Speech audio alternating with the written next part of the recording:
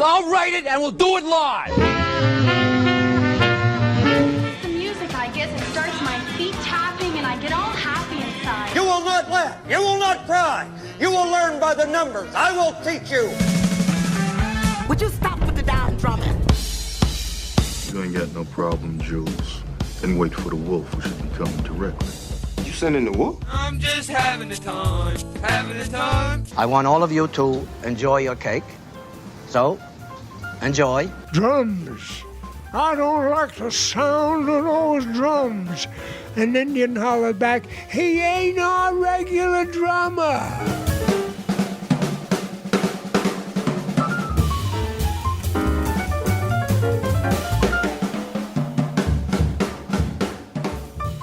Welcome back to our season of firsts here at the Drummers Weekly Groovecast. Last week we started our new season, which of course is a first, and this week we have our first interview of the new season, and it's also our first interview with a Latin and pop percussionist. Now, in the past, we have had several different classical percussionists on the show, but this is a different animal in itself, and man, is it great. We went right to the top. So this week, without any further delay, we're going to discuss our guest, Mr. Daniel De Los Reyes. And unless you've been under a rock, you know who this guy is, and you know who his family members are. He discusses that in detail throughout the show. Daniel is hands down one of the most popular and highly regarded percussionists on the planet. You don't believe me? Let's just go through a brief list of some of the folks that he's been playing with over the last 30 years. Don Henley, Earth, Wind & Fire, Aretha Franklin, Sting, James Taylor, Sheryl Crow, Chicago, Ben Vereen, and currently he is the percussionist for one of the most popular bands in the world, the Zac Brown Band. Now, I first met Danny several months ago. We were together at one of the Atlanta drummer tribute shows. I think it was the Steve Gadd show. And we spoke backstage and just instantly hit it off. And very unlike a lot of the other conversations that I initially had with him, we talked almost nothing about drums. In fact, what we talked about primarily was his music school that he has going on called Dayglow Music, and a handful of other things that we just discussed about life and every other thing outside of music. I could tell instantly by this guy's sincerity that I had to get him on the show, and we have to talk about what he's doing with his life. So I reached out to Danny several weeks ago, and he was actually in Cuba at that time, and he got back to me telling me he was studying shangui with some of the local musicians down there, and a good part of that not only was for his own professional growth, but he is studying it to bring it back here to teach the kids at Dayglow Music. So he talks again in detail about this during the show. So once he got back in town, we were in touch again, and he says, hey, come on down to my house. So we sat down for several hours. We drank coffee, we talked drums, we talked life, and we finished it off with a trip to the airport. He had to get out of town to meet Zach and the guys for a gig. And I really do wish that we would have had the opportunity to record the trip to the airport, because the conversation just continued on the whole way there. Let's go ahead and get into our conversation, which is one of the best, most unique and different podcasts that you're going to hear from this show. So on our way in, we're going to listen to a short solo with our guest, Daniel De Los Reyes.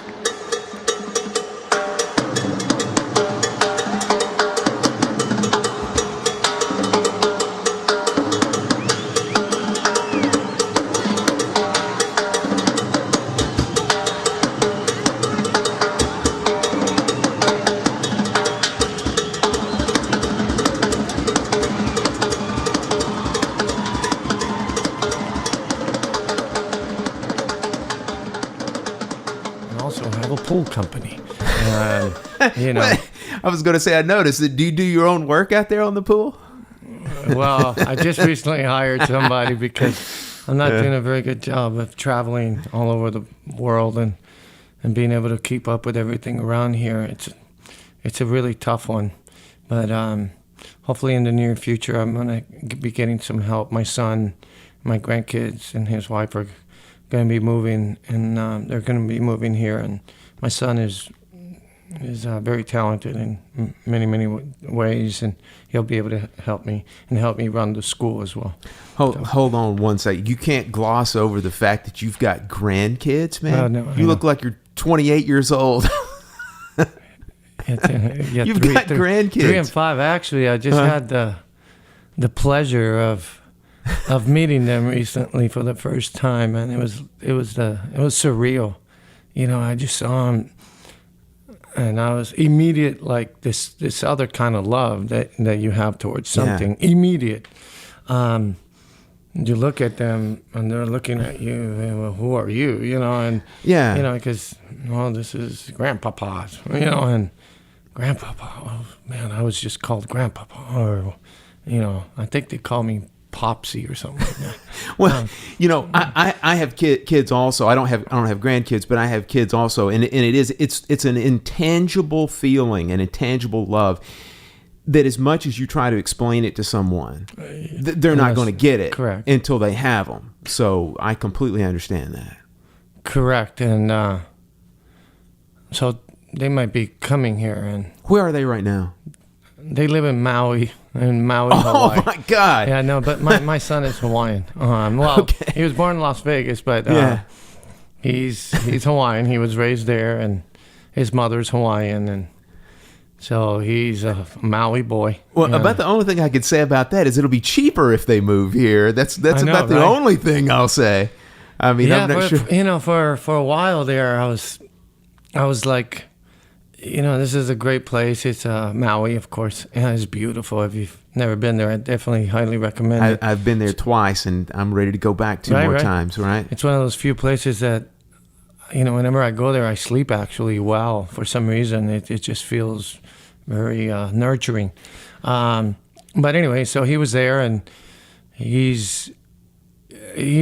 has options because he's done a whole bunch of different kinds of work, everything from construction to, parking cars to being a manager of a restaurant, a bar, and ran employees and all that kind of stuff. And he definitely has the talent in music, just has to, I wish I had him next to me all the time so I can kind of coach him, But anyway, so he was there, and I was hoping that's great because the grandkids will be raised in a great environment.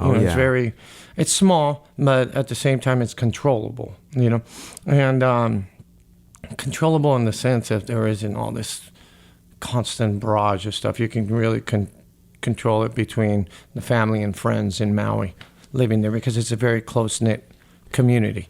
But anyway, it's so expensive. It's crazy. Unbelievable. Yeah. It makes San Francisco look cheap, doesn't it? Living out there. It's absolutely unbelievable. Absolutely. I can't believe I just said, yeah. My friend has, sometimes some friends' commentaries, they stick to you, and he'll go, yeah. I end up doing that a lot. But anyway, when I went there, met the grandkids and hung out with my son and his wife, who happens to be from the South, from Alabama. I got to suss out and see their situation, and of course I'm not gonna come over and just lay the input. Hey, this is what your father says you must do. Now, they're always, wonderful thing is just to give people the information, and then they can make a rational decision, hopefully.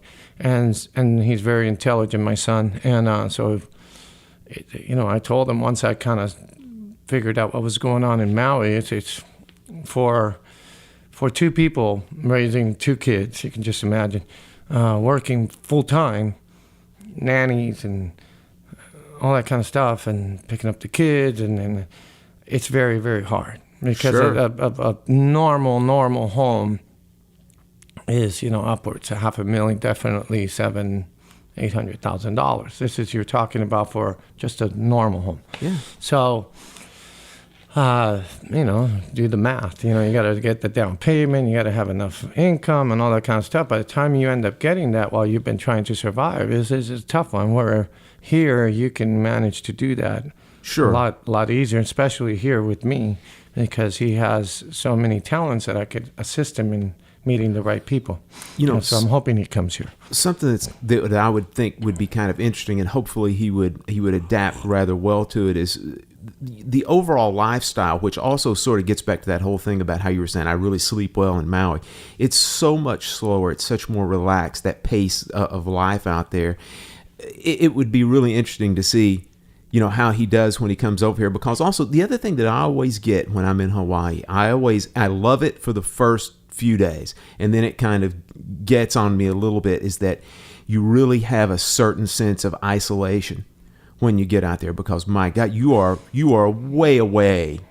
Correct. Okay, from anything. What happens with that is, and I've thought about that plenty, because when I was younger, had to make a decision whether or not to go there and live there full time. Yeah. So it's a tough one. It's a tough decision anyway. It doesn't matter where you live, but at that particular time, that used to really actually irritate me quite a lot, because you're talking about the slowness. Correct. Yeah. And I hate to just label it. And let's just make sure that the meaning behind slowness is, it's not bad or good. Right. Okay. It all depends. And I believe in where you're at. Your not level of maturity, where you are at in life. Sometimes that pace is what you need in that particular time, and what you want. More importantly, at that particular time, I was like a ping pong ball when I was young. To put me in an island like that was very, very hard. So, and I used to travel all over the world at that particular time. So you can just imagine how hard that seemed to all of a sudden take that away. But in his case, he's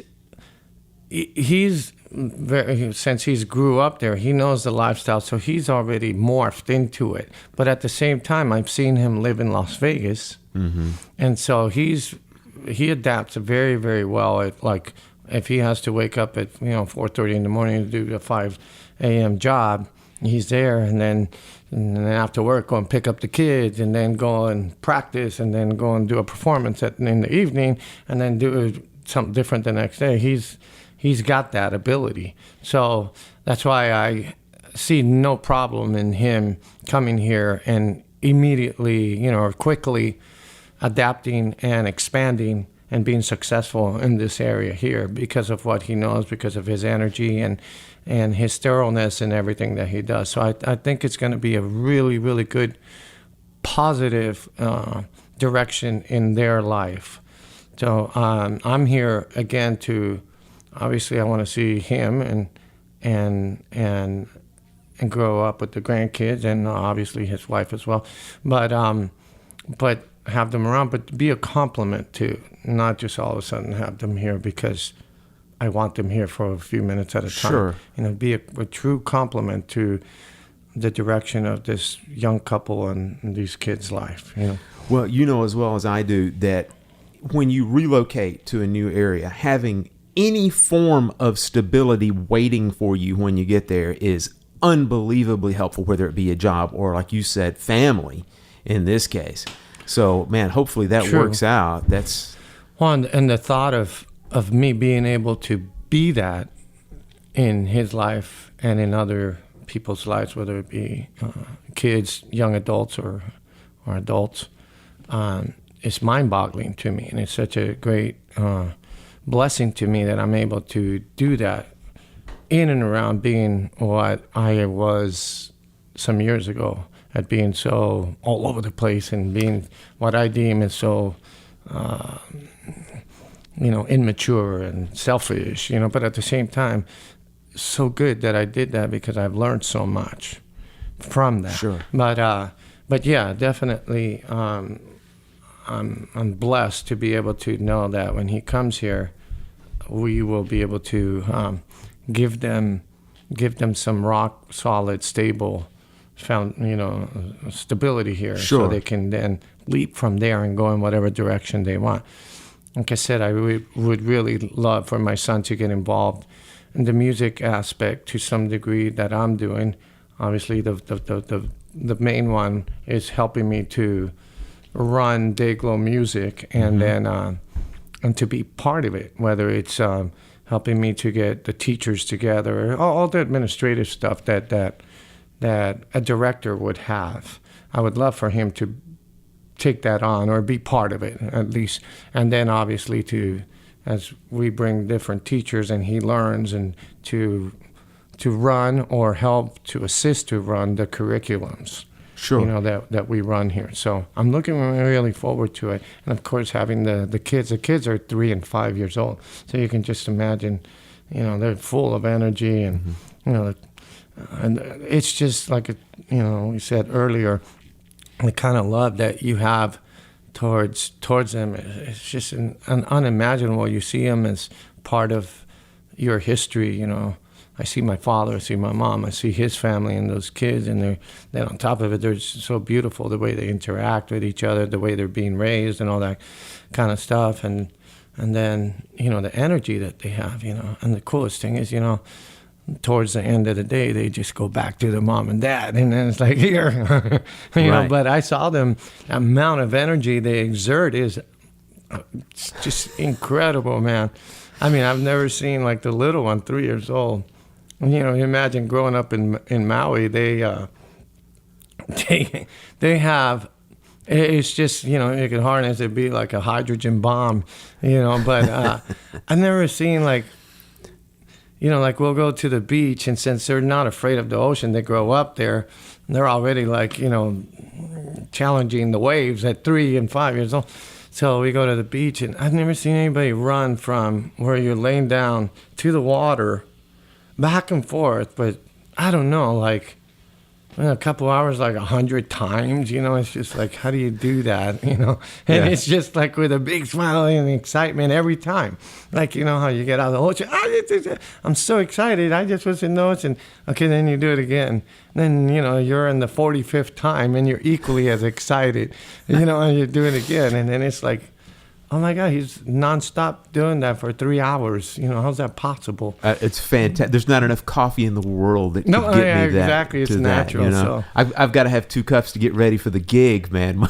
Much less run back and forth 50 times to the ocean. Yeah, so. It's cute. They do that. I don't know if you've seen this. They do this hand sign when they're in Hawaii, hang loose, right? But then because they love Spider-Man. So they kind of hang loose with the little finger, the index finger. And so that's why sometimes on stage, it's kind of like my thing, it's like, do this. And because I'm kind of imitating my grandkids, but they're so funny. So sometimes I call them up FaceTime before, or like intermission of the show, and we'll be talking. They're looking at, what this other grandpa is doing. Oh, wow, I've never seen anything like that in a show or something. And I'm like this, and they laugh and they look, wow, but wait until they see it in real life. Hopefully they'll enjoy it. Oh, they will. They'll dig it, man. Danny, this has been one of the longest run-ups to actually introducing the guest on the show that I've ever had. I think it's fantastic. I think I want to let everybody know what's going on, because the majority of the time this show is recorded either in my house, in my studio, or it's done like on location, like sometimes in green rooms, occasionally on like the front lounge of a bus, or something like that. But today we are on location just south of Atlanta in Fayetteville, Georgia, with a gentleman who comes from an incredible percussion and music background. The heritage, which we're going to talk about in a few minutes, just goes back generations and looks like it's going forward generations as well. I'm sitting in the studio here with Daniel De Los Reyes, current percussionist for the Zac Brown Band. Man, thank you so much for inviting me down here, Danny. It's a real honor, Thank you man. for having me. Oh, absolutely. I want to mention one thing quickly that you and I were talking about before we turned the microphones on. Okay, you've been here in the metro Atlanta area for about 7 years. Is that correct? Correct. Almost 8 years. Almost 8 years, which is basically the amount of time you've been in the band. You've been correct. You've been in Zac's band. As you were saying, we could throw a rock and hit Zac's house from here. But you have lived in several other, not only major cities but countries. You come by way of Puerto Rico. You were born in New York, is that correct? Correct. You moved here from Las Vegas. Did you also spend some time in Los Angeles as well? Absolutely. Over 20 years. Because so your brother lives out there also right now, right? I have one brother, the actor, that lives in Los Angeles, and the other one, the drummer. The actor that just did Call of Duty Black Ops 4, and his wife, who's the lead actress for The Fosters, they live in Los Angeles. The brother, two brothers actually, the other two brothers and two sisters live in Las Vegas because that's where kind of essentially we grew up. Right. And then, and then my dad lives in San Francisco, and then my mom lives in Puerto Rico. Wow. So everybody's spread out all over the place, man. It's spread out, but your kids in Hawaii, then we go to San Francisco, Vegas. Well, right. Yeah. But once you start kind of seeing the reasoning behind, you start realizing that there could be no other cities for us, because, like you said, I'm a fourth generation musician, and then like you said, it keeps going, but following the rest, the logic and the best way to live for every one of my family members in the past. My dad, who's currently still, killing it out there. You have to go where music is prominent. Sure. So, music was prominent in Havana. Mm-hmm. My great-grandfather had love of music. Then my grandfather, trumpet player, singer, crooner, started Casino en la Playa. Havana was killing when it comes to having great music. Pioneers, creating a lot of the music that you hear. My dad was born into that, so my dad just jumped right into that, except instead of playing trumpet, my dad became a drummer. Very, very famous in Cuba.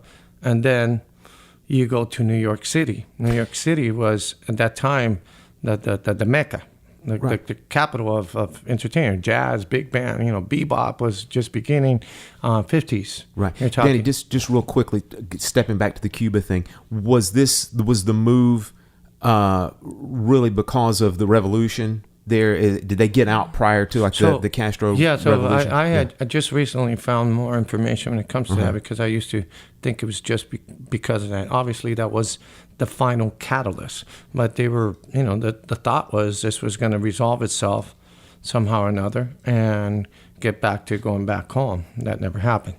So, but, my dad used to go all the time to New York City.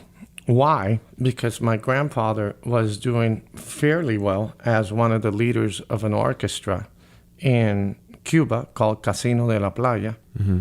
And with that, they had a little bit of money. My other family members were dentists, so they had a little bit of money, so they could afford to travel. So they used to go to to New York City all the time. So my dad knew how to speak English, was already going back, and I'm talking back and forth, educating, going to school in New York City. So he was kind of, living in both places because they could afford it. Not everybody could imagine. And in those days, it's intense to do it now, by city, living in both places.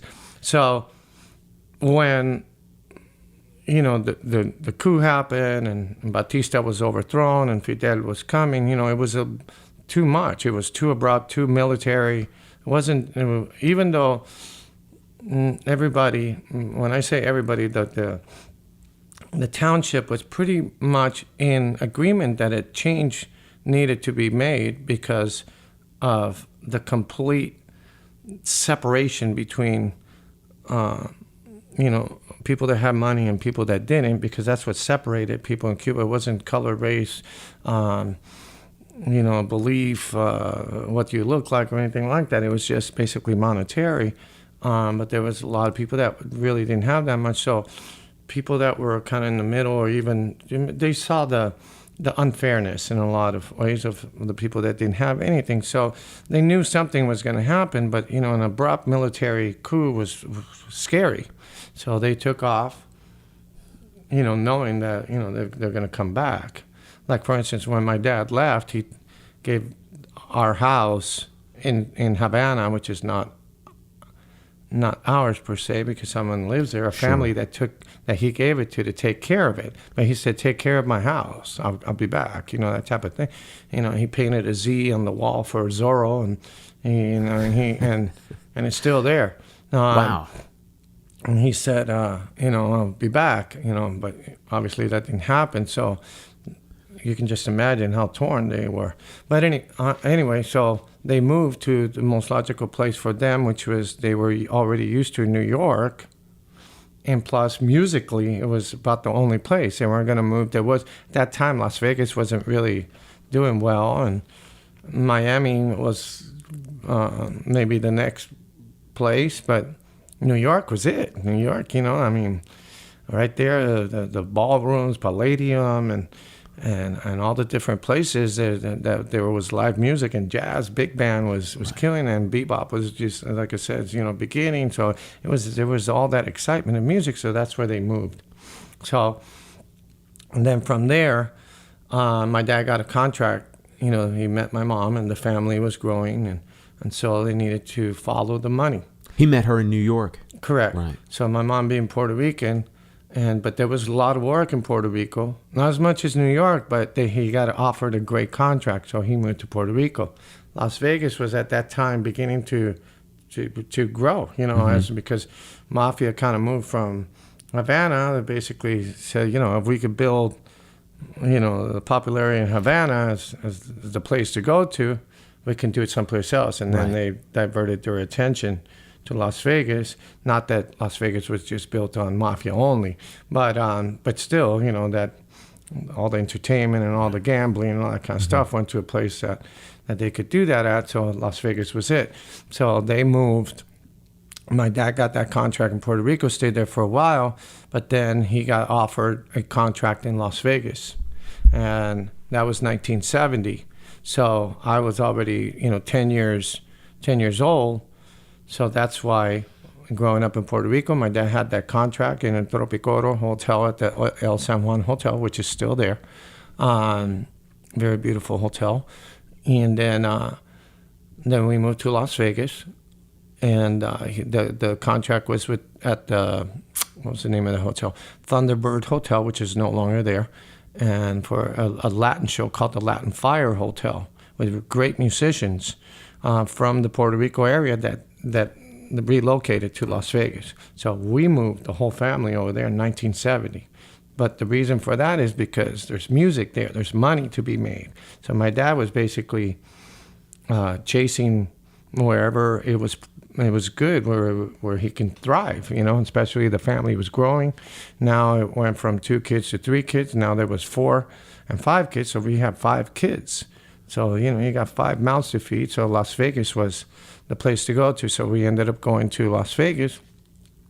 That's where we stayed for longest of time. You know, and my dad was playing, started in Cuba, playing a lot of what, they don't no longer have that, but house bands.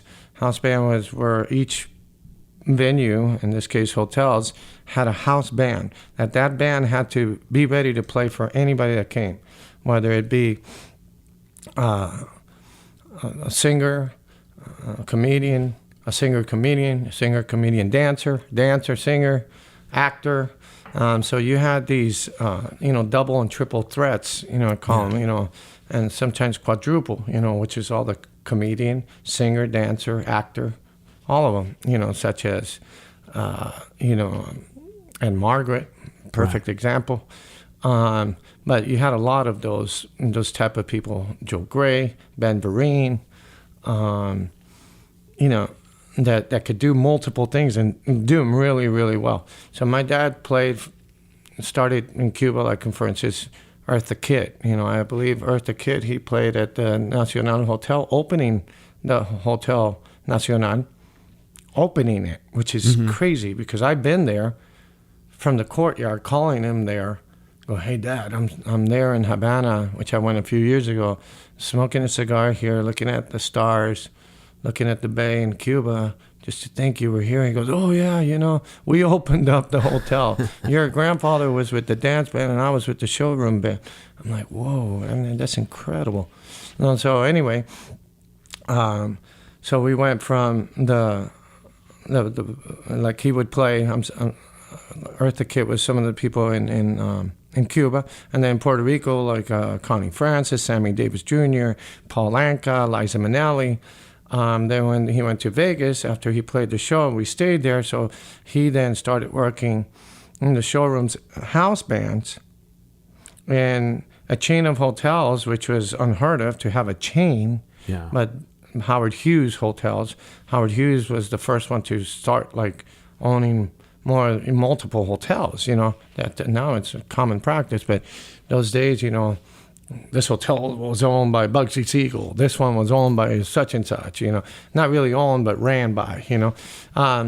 So anyway, he worked for Howard Hughes, which was a Del Webb company. So he would go from a hotel and sometimes work that hotel for 2-3 years and then go to another one. But that's how I ended up, because my dad would end up taking my brother, mainly my older brother, and myself. My younger brother was too young to go. So just like, you know, any father takes their son or daughter to work, he would take me.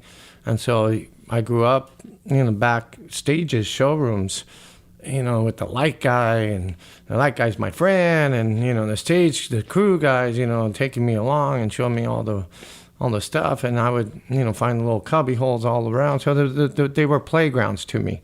That's invaluable. That's great stuff. Oh, absolutely. You know, so I grew up, you know, like I said, Paul Anka, you know, Liza, Tony Bennett, you know, all the comedians like Alan King, Roy Burns, Bob Hope, Don Rickles. Oh my God, there's Mitzi Gaynor, Julia Prowse, Debbie Reynolds, Shecky Green, all these different, you know, really, really famous comedians, actors, that's singers. show business royalty there, you know. Basically. Oh, absolutely. But not just like seeing them, like, you know, sometimes they would make fun of, oh, the drummer has his little, you know, whatever, and there's my little head, or, you know, popping out, and you know, I'd be sitting next to my dad, and you know, it was a fun thing to do, but for me, it was kind of hard just to imagine sitting a kid that, just like my grandkids have that kind of energy, for 3 hours while, you know, sitting there, you know, while they're doing a show, and a lot of the jokes and the singing, you know, I didn't really understand or want to at that particular time. All I wanted to do was go and seek little hiding places and go to the lights and see how they work and all that kind of stuff. So it was hard to sit there next to my dad, but at the same time I was getting morphed, you know, into the whole environment. And obviously sitting next to my dad, I got to see what that was like. So being on stage to me is very comfortable. So when I go up on stage, it's almost a comfort zone. It's like I feel comfortable. I feel exciting, you know, because it's like what's comfortable to you. So I've been doing that since, you know, 5 years old, you know, or whatever. So, but anyway, you know, the Vegas thing lasted a long, long time. That's where I went to school, elementary, junior high school, and then I started to go to college. And then I dropped out because I was already working so much in Vegas. It was hard because you're already working, making pretty decent money already, whether it's lounges, showrooms. At that particular time when I started, like I was 17 or something like that,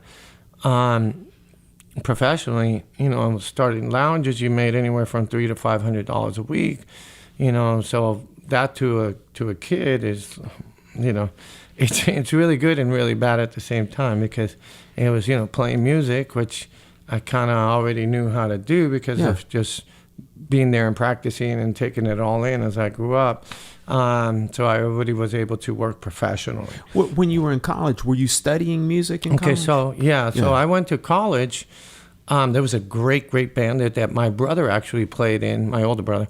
In the bands in college, he stayed in college longer than I, even though he didn't finish and graduate either. But I started to go, I'm not kidding, I lasted maybe not even 6 months. It was for music, but mainly it was to finish the next round of studies. Yeah. But it didn't make sense to me because I was already working, and I was going to go to college to play music so I could work, and I'm already working. Yeah. So, and it wasn't appealing to me.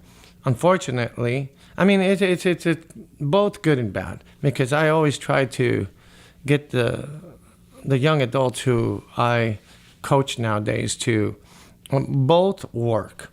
You could go to the schools now are I mean, the music programs now that they have are so amazing and so wonderful. So it's incredible and a great experience to have the college years. You know, if you're doing it, like I've given seminars and clinics all over the country at universities, and I see the kids and what they're doing and the bands and how they evolve. It's the greatest thing, especially when you're in a place that doesn't have the amount of music, professional music, that you're able to work. So you get that experience at school. And then you got to go to, like it's always been, you got to go to the capitals of where music is prominent in order for you to go out and make a living doing what you learn. So Las Vegas is still one of them. Obviously, you know, you have Nashville, New York City still. Atlanta to some degree. Same thing with Seattle and all that kind of stuff. It's not like you cannot make a living, but Los Angeles is the main one, always. But at least to me. But you kind of, after acquiring all that information, you want to go and not only make a living, you want to go and be in that circle of competition, so you can go and be in the records and be in the recordings and be in the films, and which there's still a lot of that, less and less, but at the same time, that's the major cities that have that. But anyway, going back to the university of myself and my brother, well, at least I can speak for myself. I made that decision. I'm going to go and just keep working. So I went into school of the streets. And what happens is that for me, I had limited amount of knowledge and information. I had talent because I was kind of born with that. Music came somewhat easy, but that's still no excuse for learning and practicing every day and learning, because what ended up happening with me was competition. I get to a place thinking I'm going to do really well, and there's other kids there that have been practicing way more than I have and studying way more than I have, and you get your butt kicked in, and then you go, wait a minute, I got to go back to the drawing room. So I practiced 24 hours a day learning what I needed to learn, and in order to facilitate work. So, and that's what ended up happening with me. I did, played all the lounges. And lounges, you had different levels. The same thing as showrooms. So I look at them like lounges, you had A, B, and C level. Obviously A, just so you know, in those days you go to the lounge and you would see Tower Power in a lounge. You would see Buddy Rich Big Band in a lounge. Louis Prima in a lounge. So to work in a lounge was you had to be really, really good. Then you had B lounges, which were groups that were doing well, but not in that category of Tower Power and Buddy Rich type of band, but they were still great, great bands. And they were getting better all the time. And then you had C lounges, which, you played the hotels that maybe weren't on the Strip. Right. And maybe you would do also outside of Las Vegas, and you would go do Ely or Tonopah, little towns throughout Las Vegas, and play, country music and, Waylon Jennings and Willie Nelson and all that kind of stuff, and to play those kinds of bars. But that was just to make a living, and then you would try to get a better gig. So I went through all that kind of stuff, and then I did those lounges, and then I moved up in lounges, and then I started doing the showrooms. Roughly, what year are we talking about? So you're talking like early, like 80s. Gotcha. started like around 82, 83, around there. And then I started working with this artist by the name of Ben Vereen, who wasn't really an artist known so much in Las Vegas because he was a Broadway singer, song, and dance man. But at the same time, he would play Las Vegas and sometimes. So I was working with him on a regular basis and started touring actually the world with him. And those were the showroom gigs. Showroom gigs, exactly. Mm-hmm. But in that time, my brother had done that gig for a long time as the drummer. And so he moved to Los Angeles. So I kind of, I would go to Los Angeles every once in a while. Los Angeles was the place to go to in New York. Nashville was still very, very raw at that particular time. There wasn't as much work as obviously there is now. So finally I would go to Los Angeles once in a while, and I would see in the clubs. And for instance, I'll give you an example. Good friends of my dad. One dear one that's mentor to me is Alex Acuna. So I would go to, for instance, the Baked Potato, a little jazz club, which was super, super famous for having the best of the best. I'm there, it's still there. And nothing but baked potatoes. Yeah, great baked potatoes.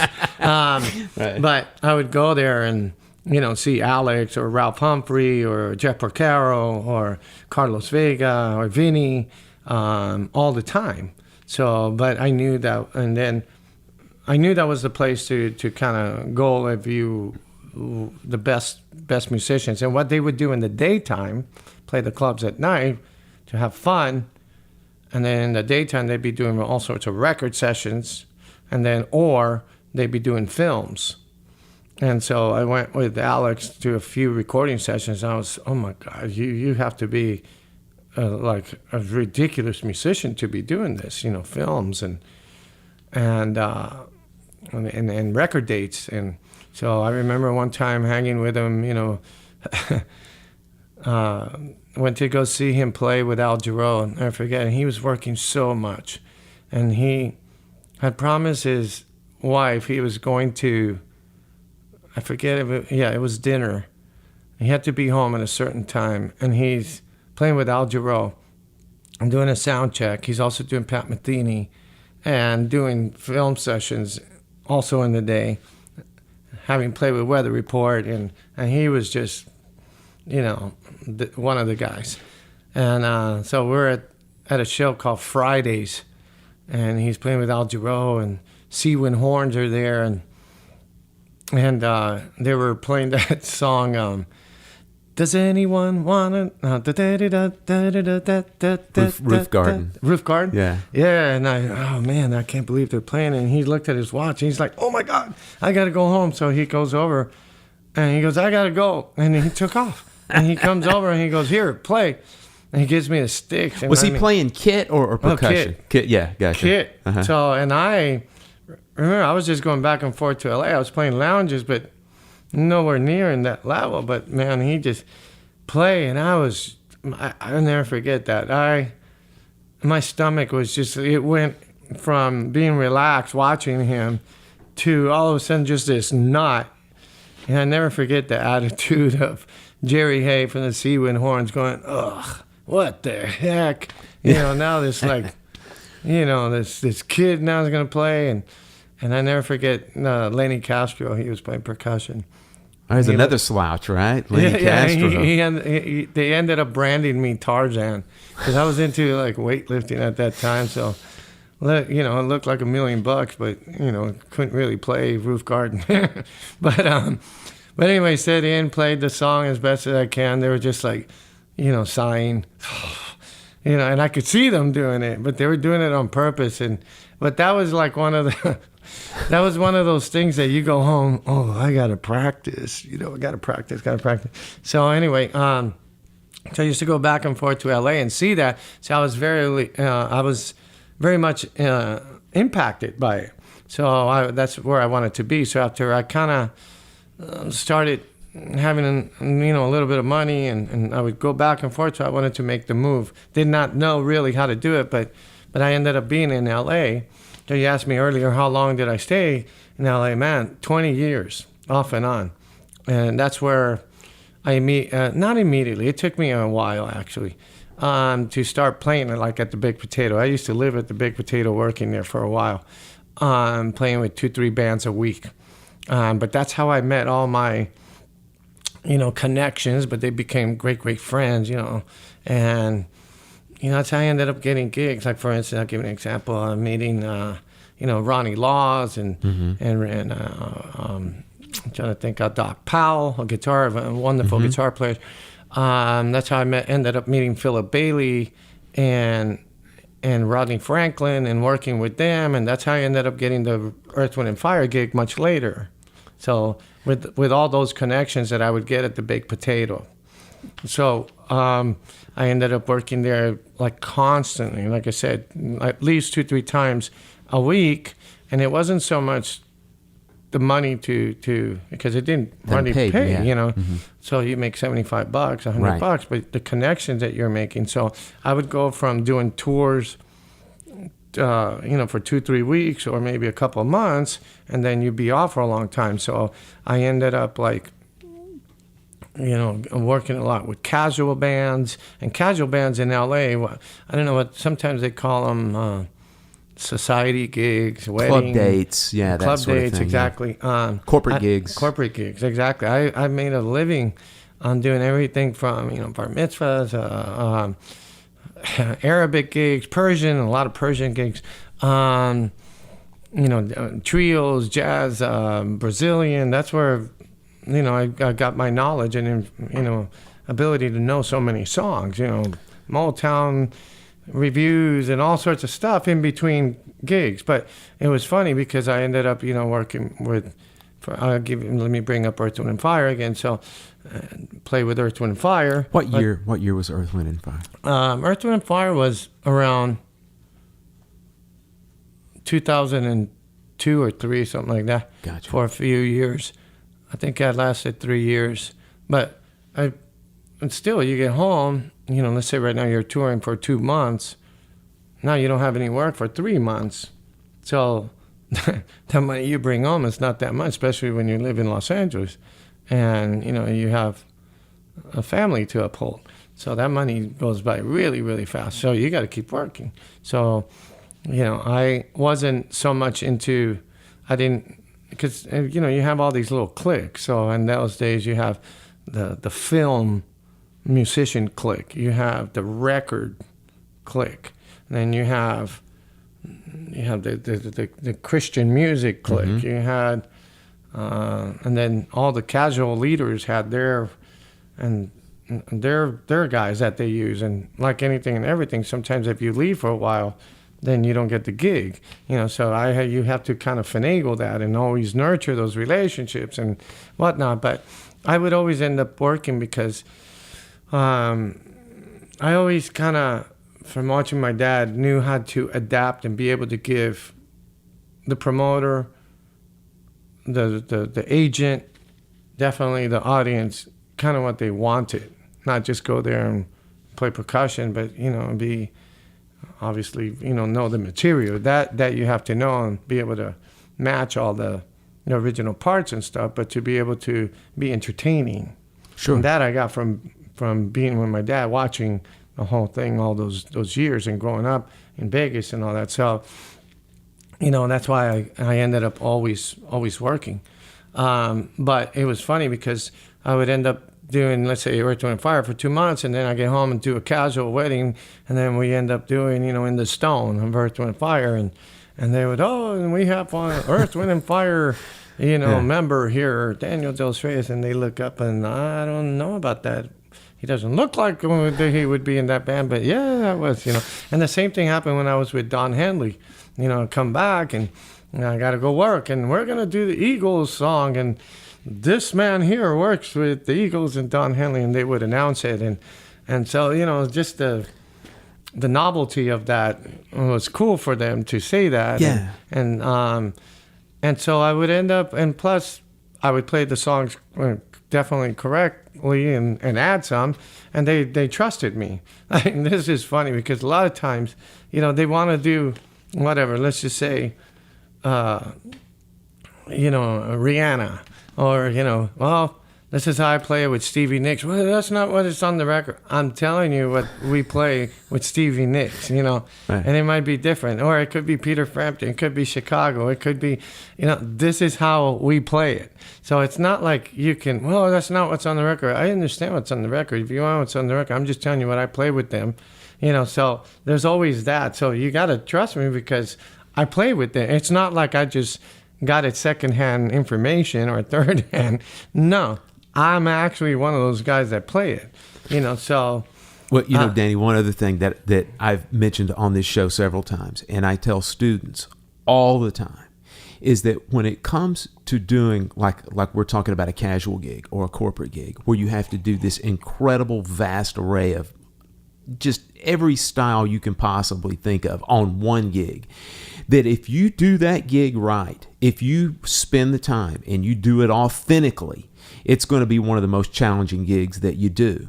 Because, I mean, you know, you end up doing something like, for example, you start at the beginning of the night and you do some kind of a dinner set thing where you're playing standards. Well, if you play that correctly and if you play it authentically, and then 2 hours later, just like you said, you're playing Earth, Wind, and Fire, or you're playing an Eagles tune, and then you play it authentically, you play it correctly.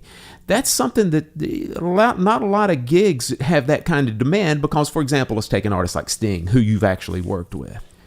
Oh, you have to learn the Sting catalog. Simple as that. You don't have to learn stuff from 1935 all the way up to 2015. Right. Well, Yeah. you can just imagine how much I've heard growing up with my dad. Yeah. You know, it's going back to, you know, vaudeville, Broadway, big band, jazz, showrooms, because all these entertainers would come in and do a book of music every Right. night. Then on top of it, growing up in Las Vegas, having, you know, friends that was, you know, the classic rock, you know, I'm talking everything from Doobie Brothers, from Foghat, you know, all that kind of stuff. But also having the disco era, you know, which was all the Bee Gees and you know, all that kind of material. And then having also the Motown, R&B stuff, and then growing up with that.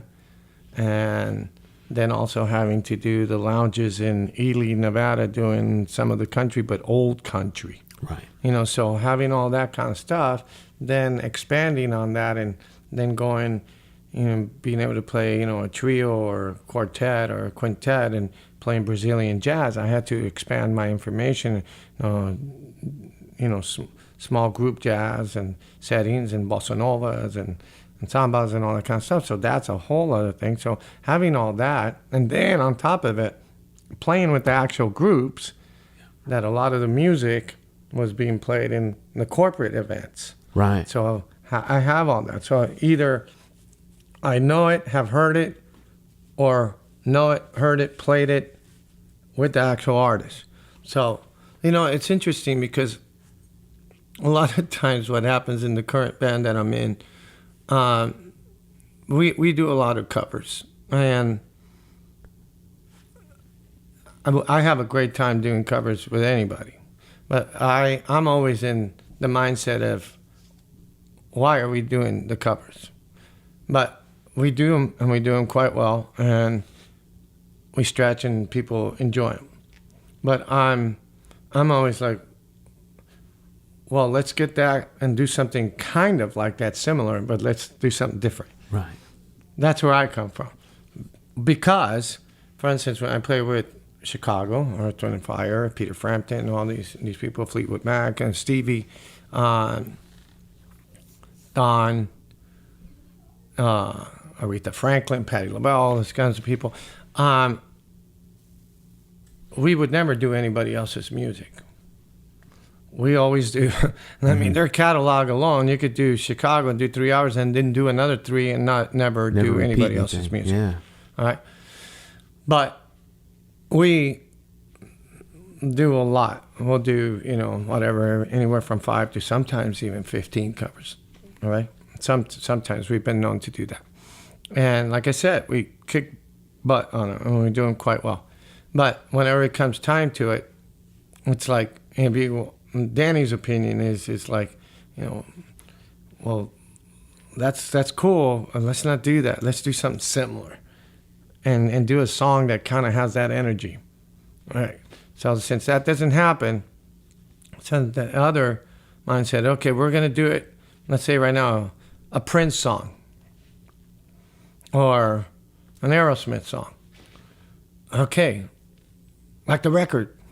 And then, ding! Why? Do it like the record. Well, let's make it our own completely. So, but that's in my instrument. And a lot of times, like the record, well, sometimes I played the record. Right. So I don't want to do it like that because why would I want to do it like that? I want to do it different. Or in some cases, there may not even be percussion on the original. Well, true on that. You're exactly. doing something, yeah. So, but a lot of times I've actually played it either on the record or played it live with that particular artist. So now we're going to do it as a Zac Brown Band. So I'm like immediately, well, I know or kind of know the original part, but I don't want to do that because I want it to sound like a new thing. But that's in my instrument. With the other guys, they try to play the parts exactly, and they do a great job of doing the parts just like the record. And it all depends where you come from. Now, mind you, I made a living playing covers in between gigs. So I played like enough covers, but now I'm doing covers like in stadiums, you know. But it's just the funniest thing because you have that difference, but it ends up morphing into our version anyway.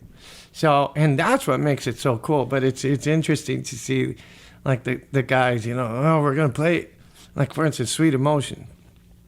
Man, we play it just like Aerosmith. Okay. Not really any congas on Sweet Emotion, right? But I'll give you an example. Yeah. Exactly. No, on Sweet Emotions, when it comes to trying to play it somewhat similar, like the original version, I would play a pad, an electronic pad, and just beef up the drum parts. I wouldn't play anything else. But acoustically, we just played it backstage with a cajon, a little shaker, violin, acoustic guitar, background vocals, a choir that was there, Zach singing with Steve, and it sounded like unbelievable because it had that kind of country Sweet Emotions. Now that is Zac Brown Band at its best. Yeah. Killer, because we then take that information, which is already like incredible, which is Sweet Emotions, and now take it and make it into a Zac Brown, song. And that comes off. I wish we could do an album of live music that we turn into ZBB. Not try to do it like them, but make it our own. Yeah. And which eventually happens anyway, because that's just the way it is on live. But where we start is to duplicate the original parts. Yeah. Well, that's a great segue to talk about how you got involved with these folks, because you've been here in the Atlanta area for about 7 or 8 years, which also pretty much it kind of runs almost exactly parallel to you being involved with the band. But now I know from doing a little bit of reading, you and I didn't talk about this, but I did a little bit of reading that you actually met these folks. You actually sat in one time with them, right? At one time, was that how it worked, that you were at a festival or something like that, and they saw you had a hand drum and you went and sat in, and then maybe like a year later you ran into those folks again, and then it just kind of grew from there. So how did that work? Correct. So just like what you just said, I was at a music camp, and I had my djembe with me, and Zach was playing. And at that time, I didn't know. I mean, Zac Brown Band was famous to some degree. They had, Chicken Fried Song and Toes already there, and so they were doing quite well in the country market. And but I did not know of them at all. So, Zach loves the djembe in particular. instrument because I guess he used to write songs and play djembe along with it in college. So he has a familiarity, and when he saw it on me, and so he kind of motioned for me to go over there. And so, but, the song didn't really call for anything like that. But at that time, he just saw the djembe, and he wanted it there. And so, anyway, I ended up playing with him on a couple songs and, playing like a slow ballad type of thing on a djembe. Yeah, but it would be cool if it was by itself, but it was with drums, so it wasn't really doing much. It was just kind of, you just want to kind of enhance what the drummer's playing along when you're playing djembe, his bass drum is your djembe, so. But anyway, so we played, and then we hit it off talking that night for several hours, having a couple whiskeys and just chilling out. So next year at the same camp, we saw each other again, and that's where we decided to stay in touch. And then they invited me out to a gig in Aspen, but Aspen was I sat in there.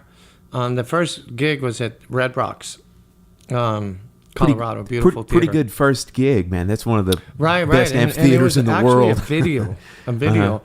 And so when typical Zac, and they're gonna video, and I just find out they're gonna video tonight, and I'm like, man, I don't even know the music. I'm just learning it, because don't worry about it. So I'm like, whoa, okay. So and that's how it went. I just was a lot of times winging stuff. Because I didn't know the material. I had some charts made up in limited amount of time because I just thought I was just going to little by little morph and suss out the situation. But anyway, just dove in and, pretty much stayed. Ended up doing the record, and as the record was coming out, and, I found out I was a band member. It wasn't like... can we have a meeting? We've decided to. No, actually, I think to the best of my recollection, I think Joandra told me, hey, I didn't know you were a band member. I'm like, what? And I think she found out on the news, Yeah. That it came out. New band member, Daniel De Los Reyes with Zac Brown Band. And I'm like, what? I'm a band member.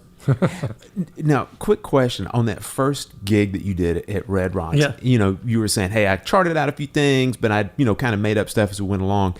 Prior to that, this is a good time to bring up our mutual friend, your bandmate, Chris Fryer, friend of the show, been on the show before, wonderful cat.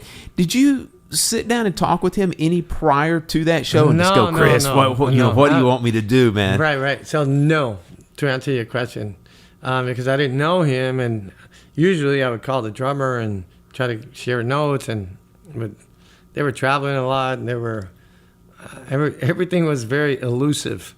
Everything from getting my equipment there and all that kind of stuff. So I just showed up, and I kind of took it like, let's see what happens.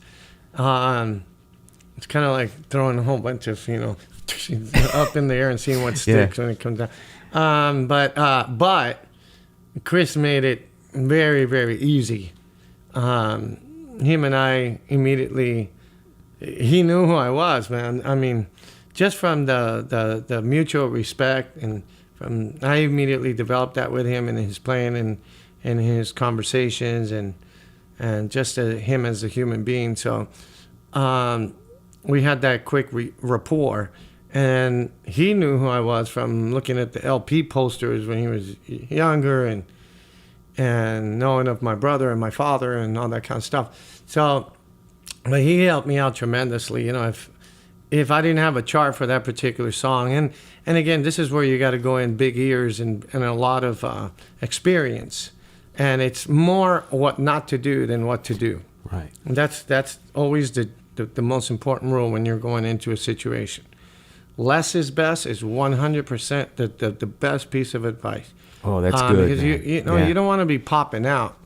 At the end of the song, you still hear tambourine or shaker or whatever. Mm-hmm. So, but yeah, so Chris made it very, very easy, and he would just look at me, and if there was going to be a stop, he would kind of give me the eye, And so we made it all to the point where if you see the video, you go, oh man, it looks like and sounds like you know everything. And it came out really, really well. So it was it was easy playing with them. Very, very easy. And since a lot of the stuff didn't have percussion, I had to actually create percussion on the spot that was complementary to the song, likable by that band at that time, and not popping out. You know, like easily could, you know, oh, let me put a timbale fill there because everybody will look at me. Sorry, that's not the way it'll go. But at that time, it was just, you know, again, you got to apply less is best and complement the whole picture versus just what the musician is thinking. Always, you got to put yourself imagine yourself above the whole thing, listening to everything. How does it sound and how does it look? So on that part, just calls for a shaker playing 8 notes. That's what it calls for. You don't need to play a shaker playing 8 notes, a cabasa tambourine, then play a chime, and then like a lot of people end up doing just to fill up holes. No, you know, with the limited amount of real estate that one has here, you have to kind of always pick and choose your spots, especially at the beginning and also in recordings. You know, now it's like, forget it. Now it's like, you know, I know the material so well, sometimes I just, I don't know, I'm going to put something here just because I want to, you know, but it's turned into a great situation. The band has a great energy. I've shared this with them, and you know, I don't know if they realize how in depth of where it's coming from. You're talking about a person with incredible history, personal and from living it. That the energy that's created when we play live is a wonderful and great experience and a great energy. That's, I think, the ultimate reason why people come to the concert, and they can feel that. They can feel that intenseness that you get, just like when you go to a club and you hear like a badass band jamming, but you're hearing that in a stadium, you know. There's a certain intangible that comes off the stage that you can't really put your finger on, you know, but Correct. you know that Correct. it's there. You can feel it, Correct. You know. And now knowing you and Chris both, man, you're never going to meet two finer people that work together so well. So I mean, that's got to come off the stage as well. Yeah, Chris and I work really well. Do. He knows the material super well. Trust him, and he trusts me. So we have fun.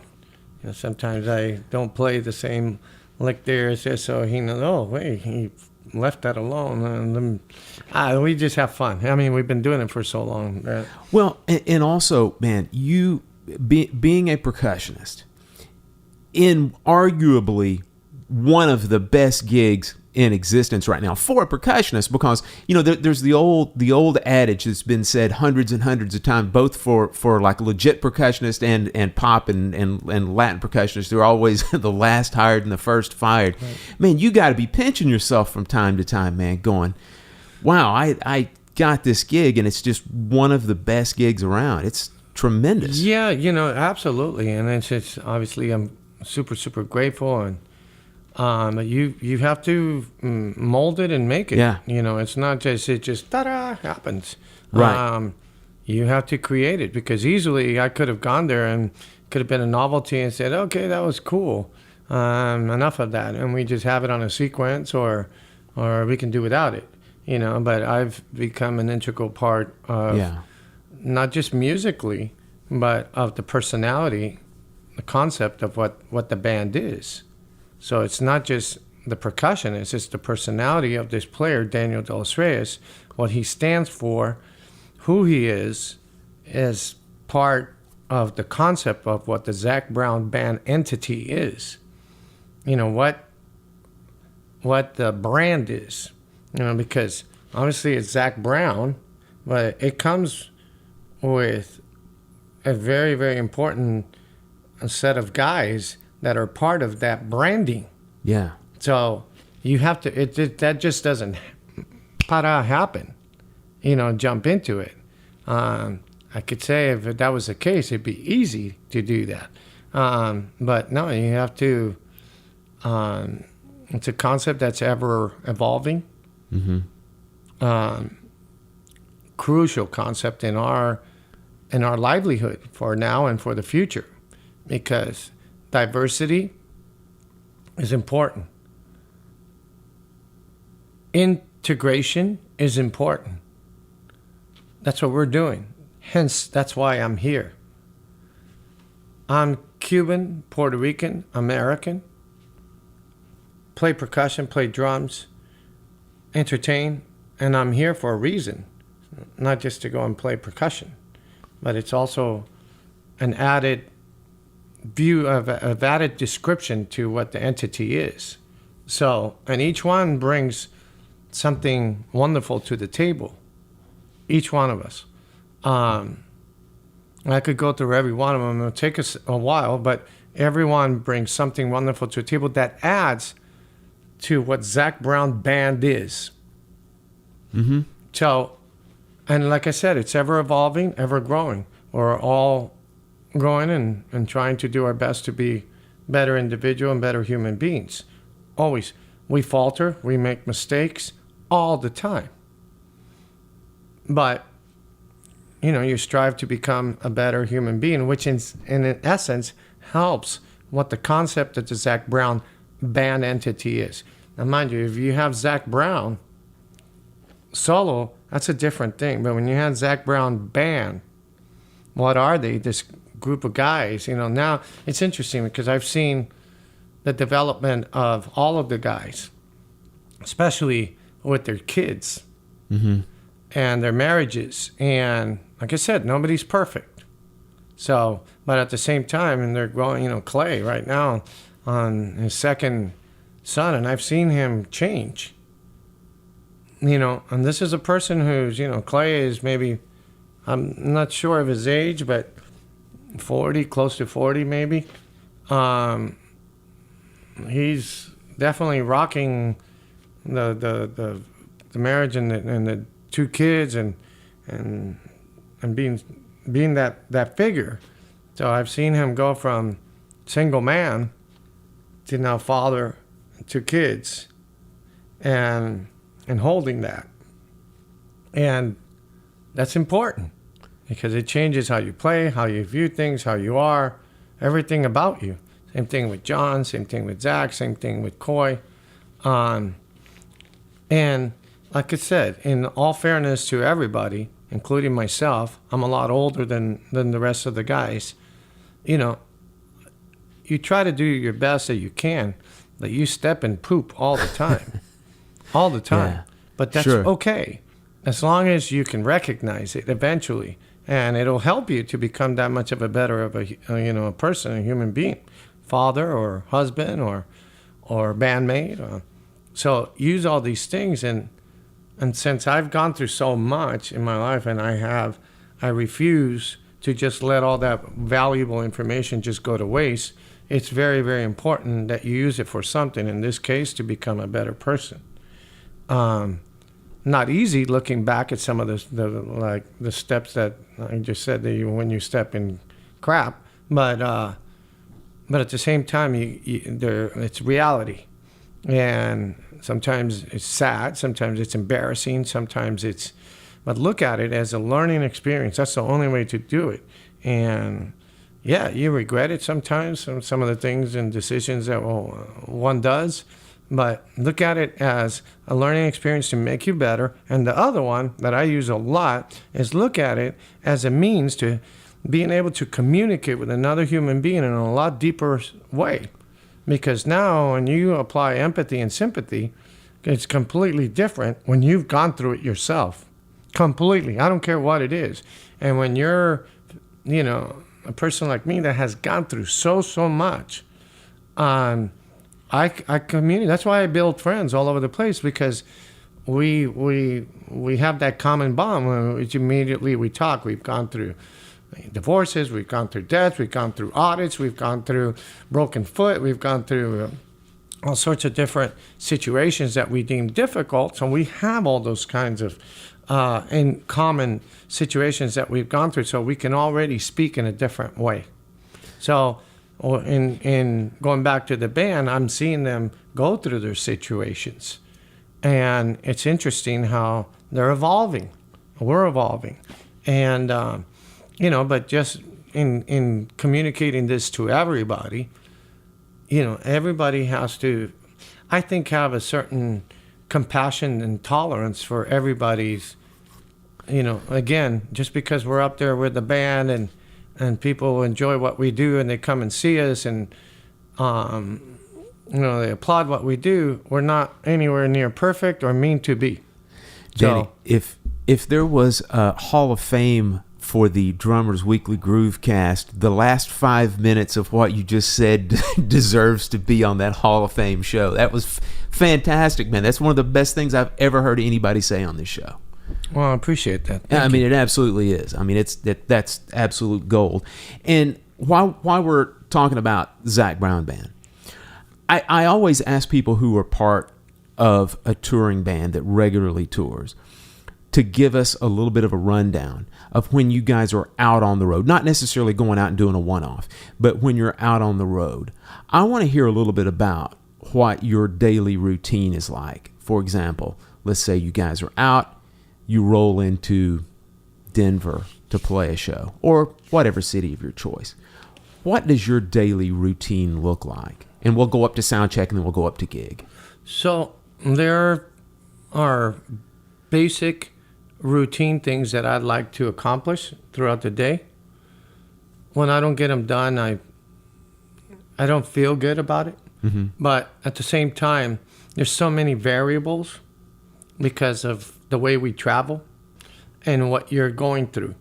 I've experienced in the last few years more and more situations that get in the way of me being able to accomplish those certain things that I like to do throughout the day. Now, I'm patient with it, and I realize that I just have to kind of be even more flexible than ever. An example, I like to have a small protein breakfast. Mm-hmm. My coffee, do some business, and then go do a workout. Go and chill out, maybe make some phone calls, and start my warm-ups. And from warm-up all the way through to the show, I feel like I should do a show before the show. Interesting. I think Chris mentioned something about sound checks, that sometimes the sound checks are really, really short. Yeah, we rarely sound check. Right. I mean, sound check is not something we do. Okay. We have a crew that's great, and they check all our equipment. So when we go up on stage, I know that equipment is like flawless. And no worries about your monitors. Flawless. Mm-hmm. Okay, that's the one thing that needs to be, or else you would need to have sound checks and sure. rehearsals and all that. But when it comes to me, as far as like that seems like a perfect day. Now, what could come in the way of that? A million things. I didn't get a good sleep the mm-hmm. night before. I didn't wake up at the time I needed to. I'm sluggish. So, for instance, I've been going through some health issues. Sleeping has always been an issue, and that's a program in itself. Okay, right. You can just imagine being trained and growing up in Las Vegas, where night is day, day is night. Yeah. Then working, touring, then going out at night. You can just imagine.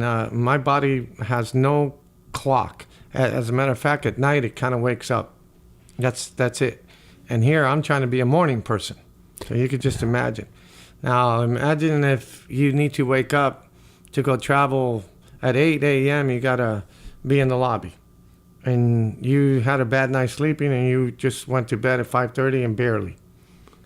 It's not going to be cool. And you got to work that night when you get there. Mm-hmm. So a simple thing like sleeping properly is not so simple.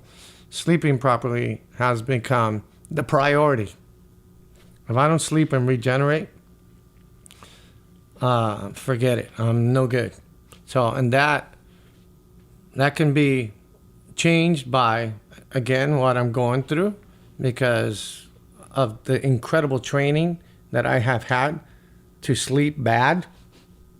Imagine, I've trained myself to sleep bad for a long time. Mm-hmm. Now try training yourself out of it. Not easy. So then on top of it, actual health, physical things that happen, such as from right now, I've been diagnosed with a thing called sleep apnea. Mm-hmm. So now that too, so and I'm dealing with it. And you have to be open, flexible, and patient as you go through the treatment. And as you know, as we get a little older, things start happening. The thyroid's not working the same, so that can cause, so again, going back to the sleep. So if you don't sleep well, you're not able to wake up at 9 a.m., have a nice protein breakfast, and do a nice little short walk or a nice little cardio workout, okay? So the other thing is, traveling, you might not get that option. The other thing to that is that you might just get there and there isn't enough time for warm-ups. So all sorts of variables that change your wanted routine. But you got to be okay with that, because if you're not, you're going to drive yourself crazy. So, I love to warm up for at least 2 hours. Wow. That is the show before the show, man. If it was up to me. Here, I'll give you another. I know the first time I met you, man, we were at that GAD tribute, and you were backstage warming up on conga when I came up and talked to you. So, and you had been warming up for a while, man, prior to that. So I believe it. I believe it. I love to warm up, because it's almost like, before you go and run, you get that blood flowing, that mind moving, the muscles warmed up. So when you go to do the show, piece of cake. As a matter of fact, I could do a show after the show and a show after the after show. Yeah. That's what I've been trained to do. So, but, and then the other thing, two things I want to interject really quick. Winding down after a show, that's a tough one. Because a lot of times, your energy is still up. You can do, like I said, another show. So good luck trying to go to bed at 12:30 and wake up at 9 a.m. It's a tough one. The other one, what was the other one I was just going to tell you? Shoot, I lost my train of thought here. Was it about the warm up? Yeah, it was concerning warm up. But one key.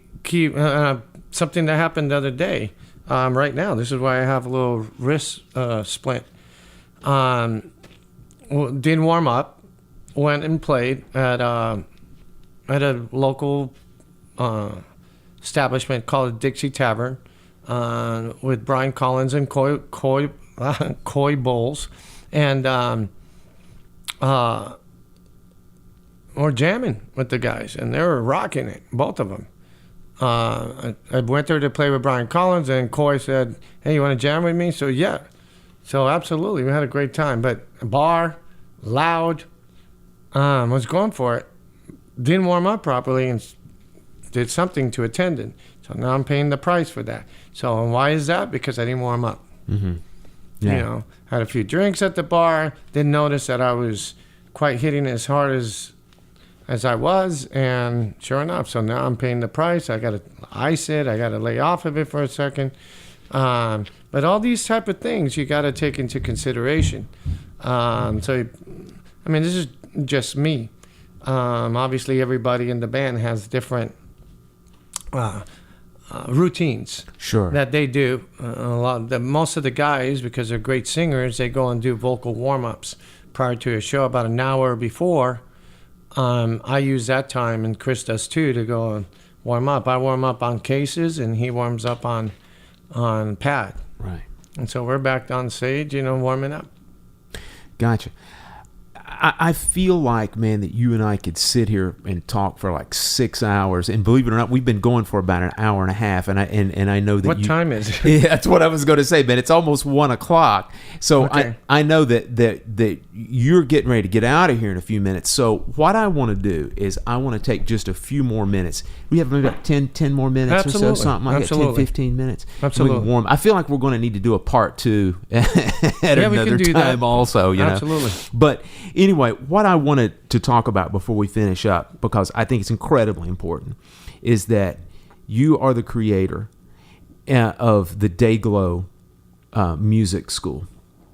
And I want you to tell everybody basically what that is and what you do with that, because I think it's very important.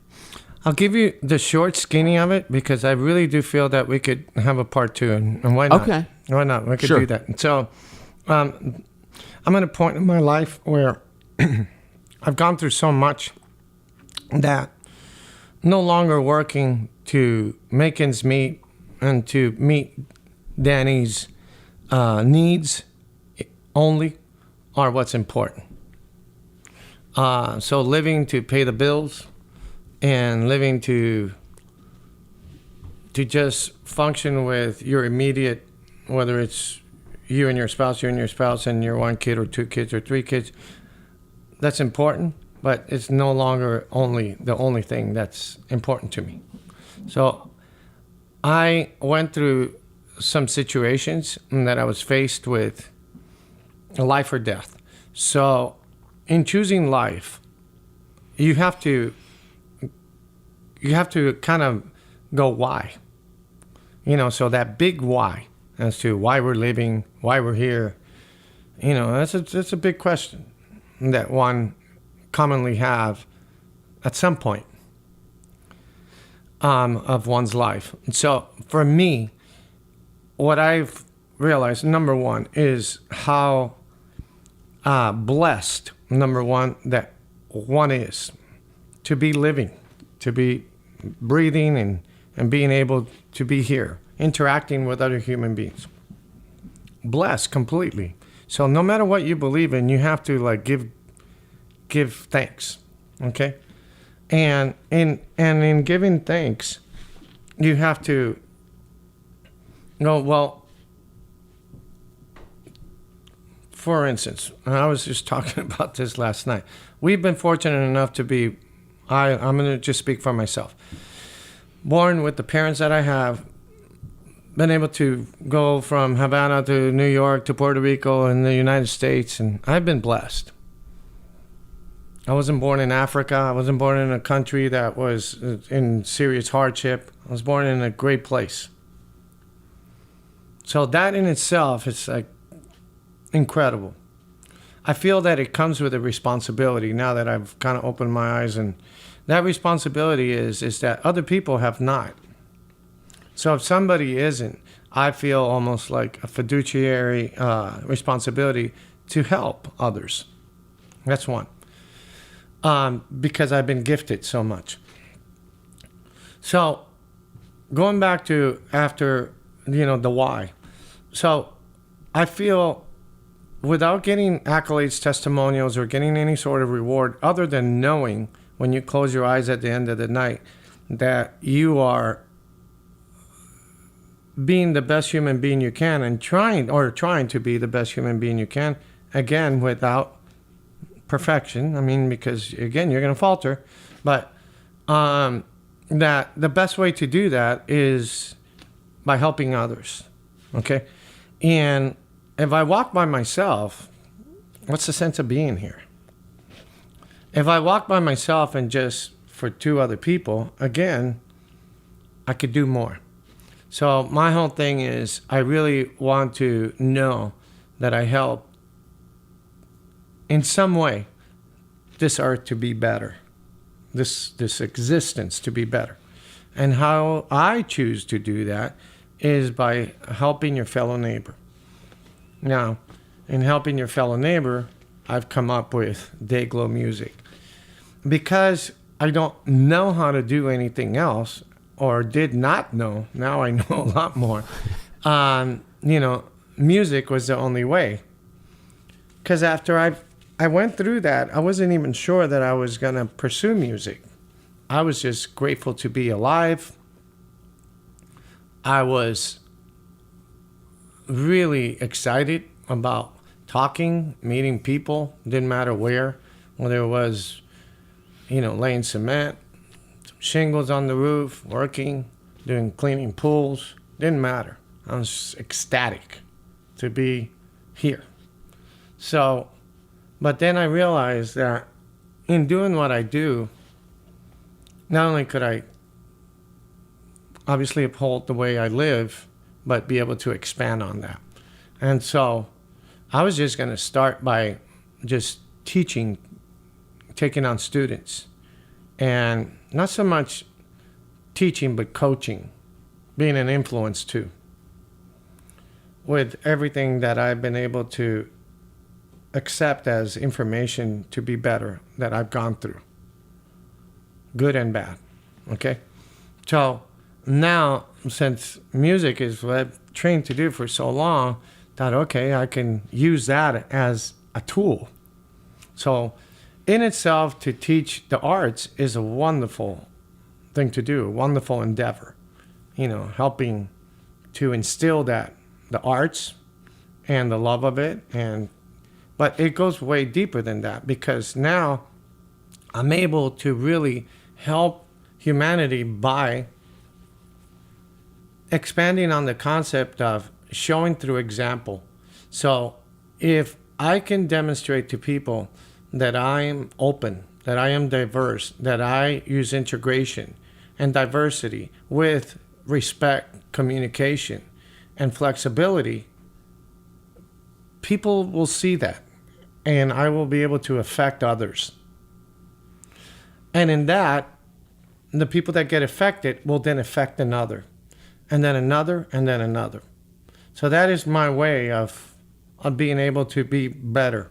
So when I close my eyes, yes, I still have issues going to sleep, physical, but man, I'm making an impact in this world with the help of others that are actually seeing it, and they see my conviction, my focus, my devotion, and we want to help Danny, and we want to be part of it. That's why I encourage people to,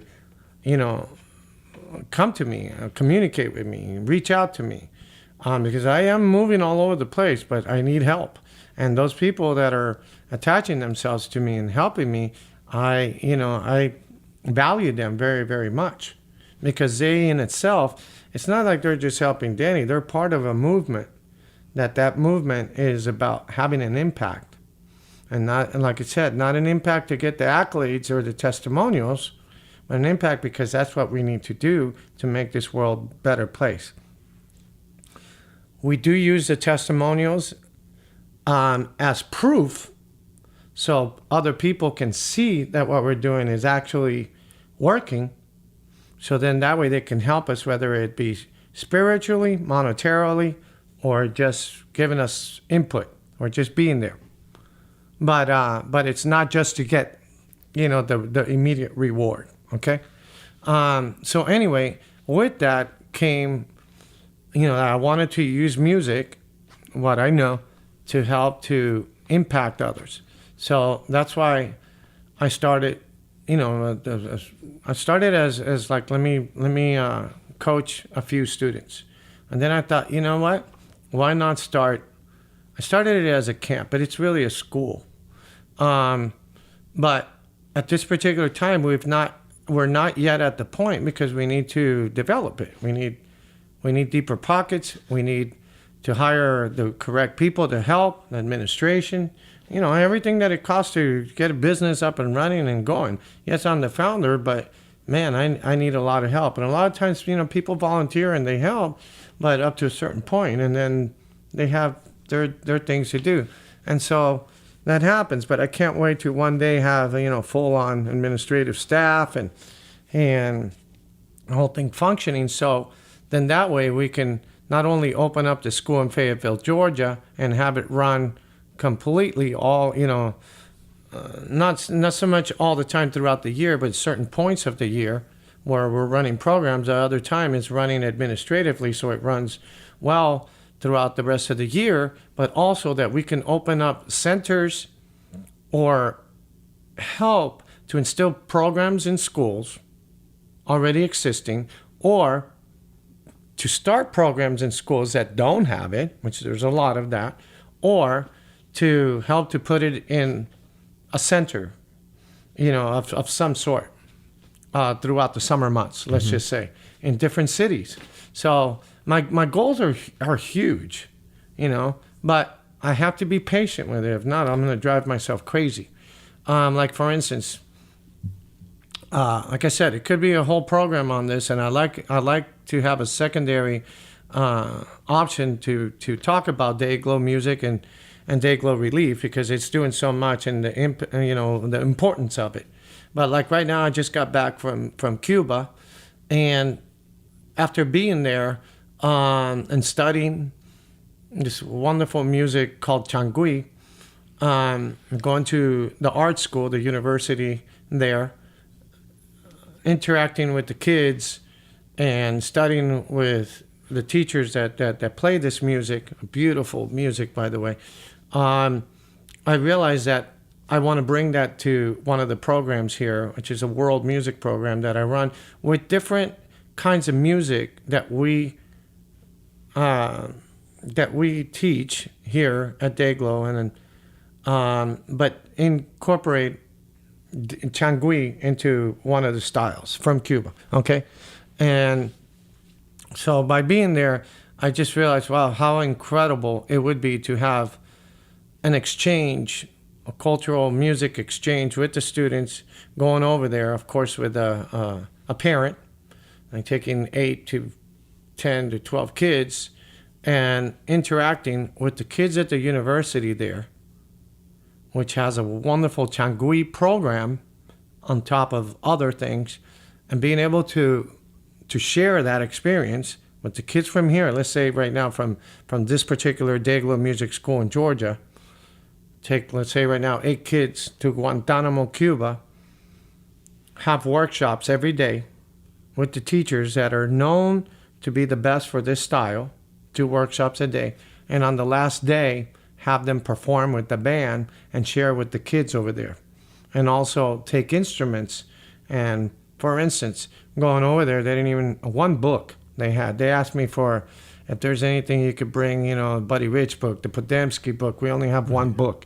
I'm like, man, we need to be able to assist and help others.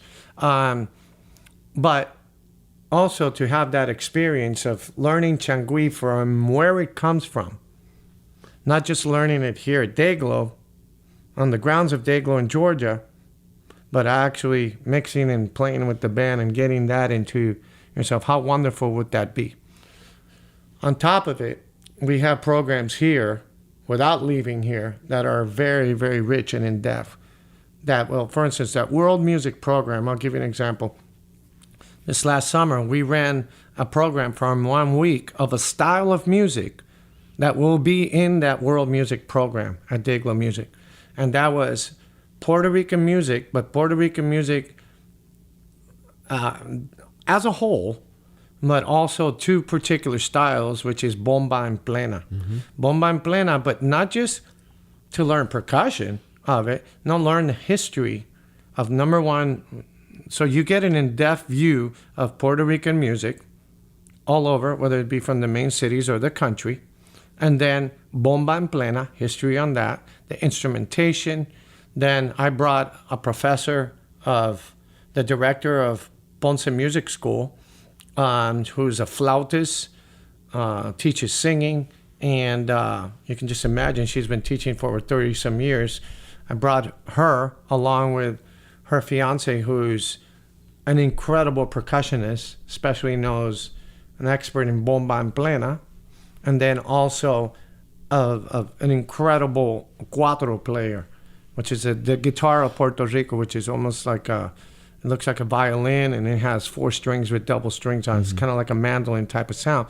And so the students here, although the students that came here one was a guitar player, the rest of them were horn players, 2 percussionists. So, but what I wanted is for everybody to learn everything. There's a reason for that. And it expands your mind and your heart and your soul. So that way you're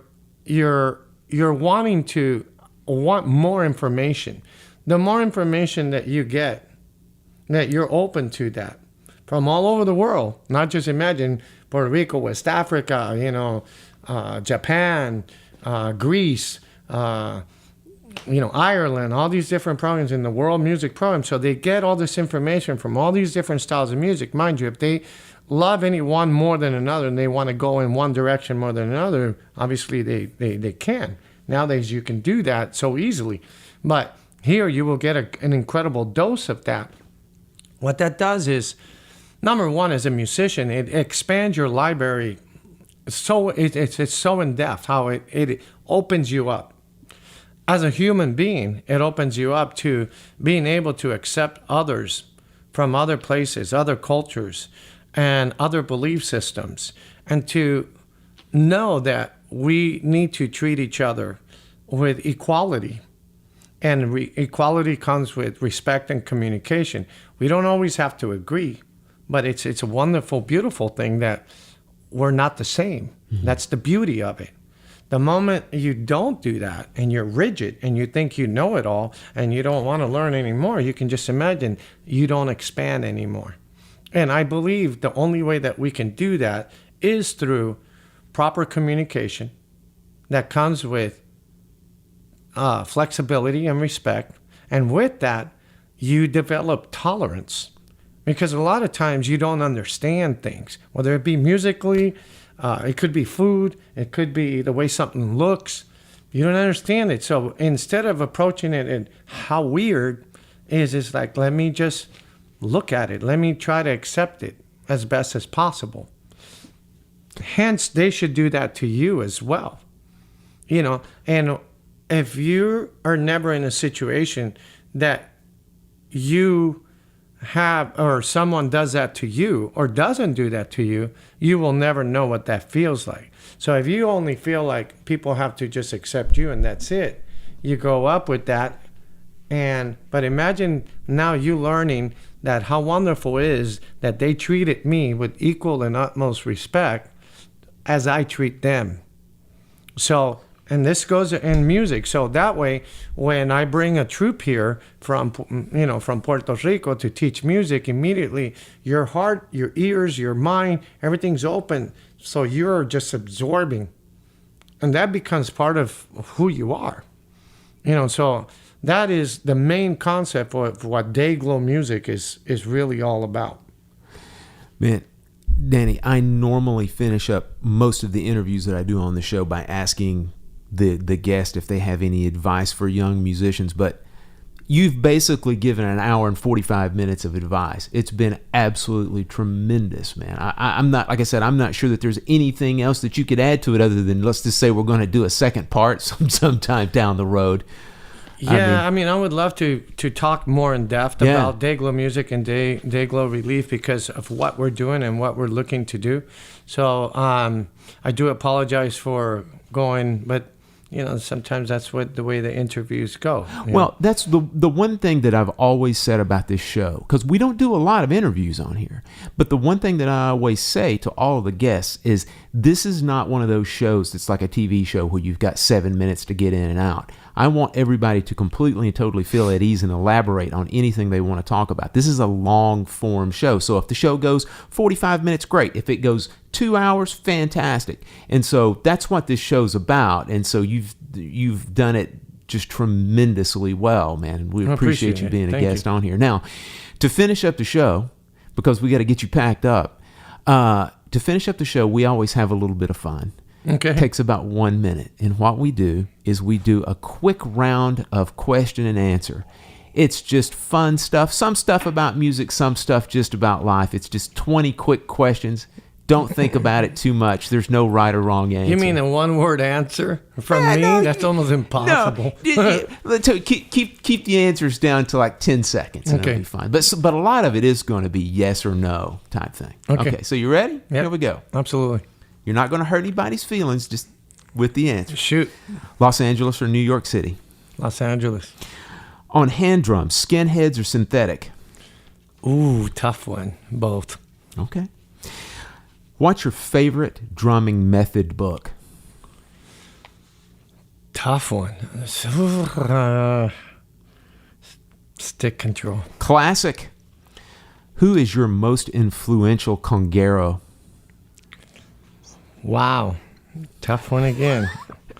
She said I have so many. Tataguines. Okay. Favorite mofongo, beef, chicken, or pork? God, these are all tough. I go through all of them. I've been into pork lately.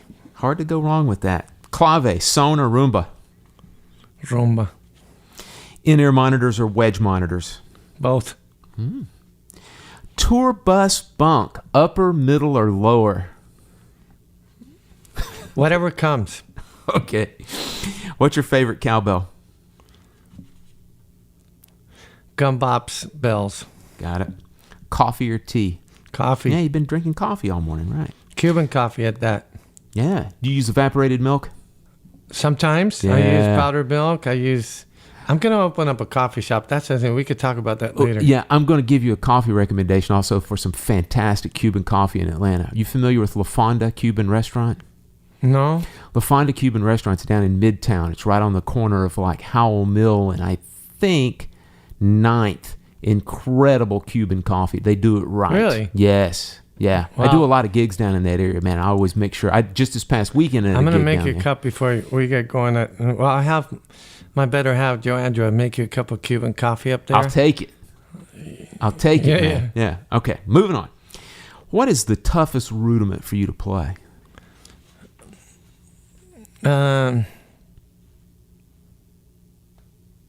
Anything adding like a Radamacue on it, and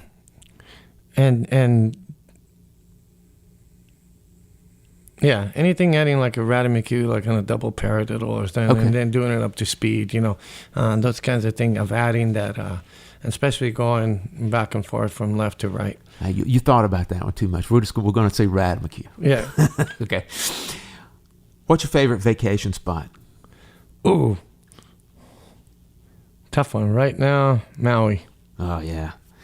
What is your favorite city that you've never lived in? In the U.S.? No, it could be anywhere. Oh, man. I love Barcelona and Madrid. Yeah. Beautiful places. Yeah. Before the gig, tape your hands or nothing on your hands? Nothing. Okay. What's your favorite car? I like trucks right now. Spoken like a Zac Brown Band member, right? Yeah. Name an aspect of touring that you dislike. Sometimes the travel. Yeah. Waiting, man, a lot of times also. A lot of hurry up and wait. Yeah. Well, yeah, you're right. It's awful, man. That wears you out more than anything is the hurry up and wait at either airports or buses or whatnot. Yeah. Yard work. You do it, or that's what I pay landscapers for? Oh, no, I do it. Oh, right on, man. What's your favorite movie? Well, that's a tough one.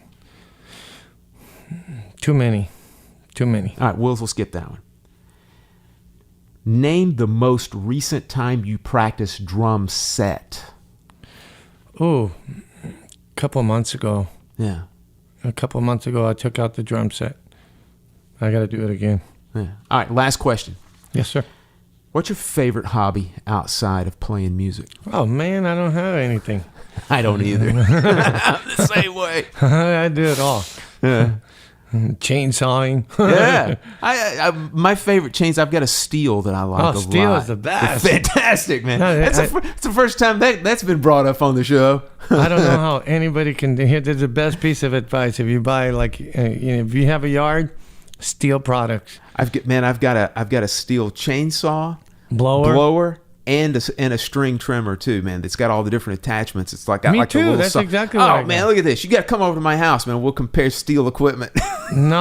I have somewhat of an endorsement with steel. So You got to be kidding I swear to me, God, man. come out in tractor magazines now.